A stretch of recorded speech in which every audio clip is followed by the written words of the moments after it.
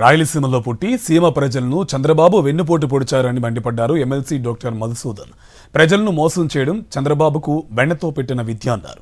రాయలసీమలోని ఎత్తిపోతుల పథకం ఆపింది తనే అని చంద్రబాబు నాయుడు శిష్యుడు రేవంత్ రెడ్డి అసెంబ్లీ సాక్షిగా చెప్పడం ఆశ్చర్యం కలిగించిందన్నారు.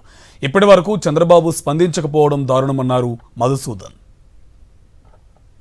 రాయలసీమలో పుట్టినటువంటి నారా చంద్రబాబు నాయుడు గారు ఈరోజు రాయలసీమ ప్రజలకే వెన్నుపోటు పొడచడం అనేటువంటిది వారికి మొదటి నుంచి వెన్నతో పెట్టినటువంటి విద్య. ఇది ముఖ్యంగా చూస్తే రాయలసీమను ఎక్కడ కూడా ఎదగనీయకుండా మోకాలు అడ్డుతున్నటువంటి నారా చంద్రబాబు నాయుడు గారికి రేపు జరగబోయేటువంటి ఏ ఎలక్షన్లు అయినా కూడా రాయలసీమ ప్రజలందరూ కూడా ఆయన బుద్ధి చెప్పాలని ఈ సందర్భాన్ని తెలియజేసుకుంటా ఉన్నాం.